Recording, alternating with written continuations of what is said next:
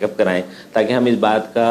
اندازہ لگا سکیں کہ اگر کسی دانت میں کیڑا جسے ہم کہتے ہیں کیریز اگر لگنا شروع ہو رہی ہے تو بجائے اس کے کہ وہ بڑھ کر کسی روٹ کینال کی صورت میں یا دانت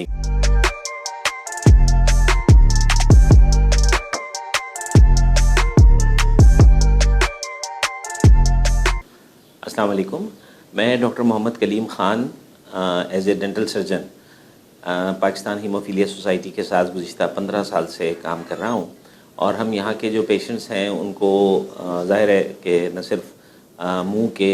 بیماریوں کے حوالے سے آگہی دیتے ہیں بلکہ ان کو یہ بھی بتاتے ہیں کہ اگر کسی ایسے موقع پر جب ان کو کسی اور تکلیف میں مبتلا ہوں تو ہمیں کس طرح سے ہم دانتوں کے حوالے سے منہ کے خاص طور پر بلیڈنگ کے جو امراض ہیں ان سے بچا جا سکتا ہے۔ تو یہ ویسے تو ان جنرل ہم تمام لوگ جو کہ چاہے ہیموفیلیا سے متاثر ہوں یا نہ ہوں تو ہمیں دونوں صورتوں کے اندر اپنے منہ کے جو اندر کے مسوڑے اور دانت ہیں ان کی حفاظت کے لیے ہمیں جو روزمرہ کے معمولات ہیں جن میں ظاہر صفائی شامل ہے، دن میں 3 بار، اور ہر کھانے کے بعد خاص طور پر کلی کرنا شامل ہے، یا رات کو کھانے سے پہلے کھانے کے بعد ہم منہ کی صفائی کا خاص طور پہ خیال رکھیں۔ سونے سے پہلے اس کے بعد آپ کچھ نہ استعمال کریں، جب آپ سو رہے ہوں تو اس وقت آپ کی برشنگ پراپر ہونی چاہیے۔ اب رہ گیا کہ اب ہم ہیموفیلیا خاص طور پہ جو لوگ ہیموفیلیا مرض سے متاثر ہیں تو ان کو کس طرح منہ کی بیماریوں سے مزید احتیاطی تدابیر کے ساتھ یہ بتا سکیں کہ منہ کی حفاظت کس طرح کی جا سکتی ہے۔ تو اس کے اندر ظاہر بچے اور بڑے جتنے بھی اس سے متاثر ہیں وہ اس بات سے گھبراتے ہیں کہ اگر ہم برش کریں گے تو ہمارے منہ سے خون نکلنا شروع ہو جائے گا۔ تو ہم ان جنرل جو سب کو بتاتے ہیں وہ یہ ہے کہ آپ کی جو نگہداشت ہے منہ کے حوالے سے وہ 6 مہینے کے بچے کے بعد 6 مہینے کی عمر سے شروع ہو جاتی ہے۔ تو 6 مہینے کی عمر سے لے کر تقریباً 12 سال کی عمر تک جو پہلا دانت آپ کا پکا نکلتا ہے اور ٹوٹنا شروع ہوتے ہیں دودھ کے دانت، وہاں سے آپ سمجھ لیں کہ منہ کے مسائل جو ہیں ان سے شروع ہو جاتی ہے۔ تو ہمیں وہاں سے احتیاط کرنی ہے، اور احتیاط جو ہے وہ اس طرح ہو سکتی ہے کہ آپ اپنا ریگولر چیک اپ جو ہے وہ ڈینٹسٹ کے ساتھ مستقل بنیادوں پر، یعنی ہر مہینے یا ہر 2 مہینے کم از کم آپ اپنا جو ہے نا وہ ایک ڈینٹل چیک اپ کرائیں تاکہ ہم اس بات کا اندازہ لگا سکیں کہ اگر کسی دانت میں کیڑا جسے ہم کہتے ہیں کیریز اگر لگنا شروع ہو رہی ہے تو بجائے اس کے کہ وہ بڑھ کر کسی روٹ کینال کی صورت میں یا دانت نکالنے کی صورت میں آپ کو درپیش آ جائے مرحلہ تو اس وقت زیادہ مشکل ہوگا۔ تو اس سے بہتر یہ ہے کہ ہم اسے پروفائلیکسس یا احتیاطی طور پر ہم جو ہے پہلے اس کا سد باب کر لیں اور اس کے اوپر فلنگز جو ہے نا وہ کروا لیں۔ اور دوسرے مسوڑوں کا جہاں تک تعلق ہے جو کہ اصل مسئلہ ہے، جہاں سے بلیڈنگ ہوتی ہے، اور اصل مسئلہ ہیموفیلیا کے اندر یہی ہوتا ہے، چاہے وہ فیکٹر 8 ہو، فیکٹر 9 ہو یا فیکٹر 11 ہو، تو ہمیں جو ہے نا وہ اس بات کا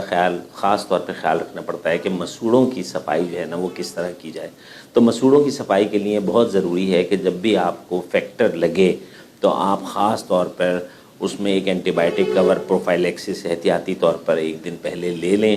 اور اس کے بعد پھر اپنے ڈینٹسٹ سے یا جو بھی آپ یہاں پر میرے پاس کلینک پہ مشورہ کر لیں کہ ہم اگر آپ کی دانتوں کی مسوڑوں کی صفائی جو ہے کر سکیں تو وہ کر لیں تاکہ وہ مزید آگے بڑھ کر کسی سوجن کا سبب نہ بنے، کیونکہ جو سوجن ہے مسوڑوں کی جسے ہم کیلکولس یا ٹارٹار کہتے ہیں، اس کا جمنا بہت انتہائی خطرناک ہوتا ہے، اور یہی آگے چل کر مسوڑوں کی سوجن کا سبب بھی بنتا ہے اور مسوڑوں کی دیگر بیماریوں کا سبب بھی بنتا ہے۔ اور پھر ایسے بچے جو ظاہر ہے کہ ہمارے یہاں جو بچے ہیں وہ ہم سب بھی اسی ماحول میں کراچی میں خاص طور پہ یا پاکستان میں ہم ایسی کوئی نشے کی جو چیزیں ہیں جن کے اندر چھالیہ ہے، تمباکو ہے، اس سے جو ہے ہمیں پرہیز کرنا چاہیے۔ اس سے ہمیں عام آدمی کو بھی پرہیز کرنا چاہیے، لیکن خاص طور پر ہیموفیلیا سے متاثرہ جو لوگ ہیں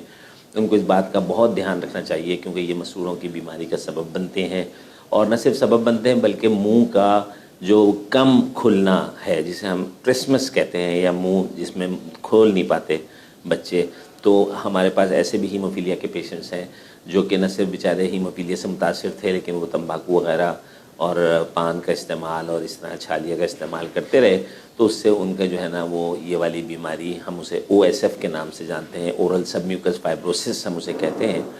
تو اس کا بھی شکار ہو جاتے ہیں۔ تو ظاہر ہے کہ جتنی ہیموفیلیا کے ساتھ مزید چیزیں بڑھیں گی تو وہ پھر مجموعی طور پر اس کی صحت کو متاثر کریں گی، اور ڈاکٹرز کے لیے ٹریٹ کرنا بھی مشکل ہو جائے گا، کیونکہ ظاہر ہے میرے پاس اگر پیشنٹ آتے ہیں اور اگر وہ متاثر ہوتے ہیں کسی ایسے وقت میں جس میں خدا نخواستہ ان کو چوٹ لگ گئی ہے، یا ان کے دانت ٹوٹ رہے ہیں، دودھ کے دانت ہیں جو کہ اب ٹوٹ کے پکے دانت نکل رہے ہیں، تو ظاہر ہے کہ وہاں مسوڑا جو ہے متاثر ہوتا ہے، اور اس کے بعد پھر دیگر اگر چیزیں بھی موجود ہیں منہ کے اندر جو خرابی کا سبب بنتے ہیں تو پھر وہ اس میں اضافہ کر دیتی ہیں۔ تو میرا جو مشورہ ہے لوگوں کے لیے وہ یہ ہے کہ ایک تو ریگولر چیک اپ آپ کو ڈینٹسٹ کے پاس ضرور کرانا چاہیے۔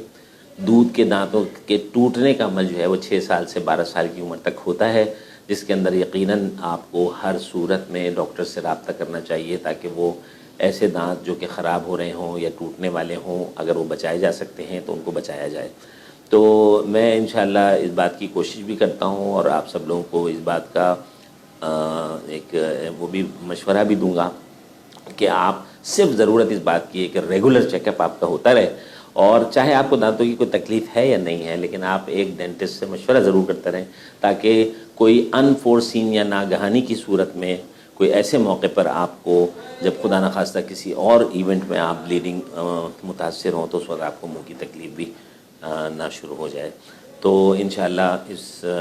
میسیج کے ساتھ کہ ہمیں اپنے دانتوں کا اسی صورت میں اسی صورتحال جس طرح نارمل لوگ خیال رکھتے ہیں، تو اسی طرح ہیموفیلیا کے بچوں کو بھی اپنا خیال رکھنا چاہیے، اور ضرورت اس بات کی ہے کہ آپ بار بار فریکوینٹ وزٹ اپنا جو ہے ڈینٹسٹ کے ساتھ کرتے رہیں تاکہ آپ کو کسی ناگہانی صورت کا سامنا نہ کرنا پڑے۔ بہت شکریہ، جزاکم اللہ خیر۔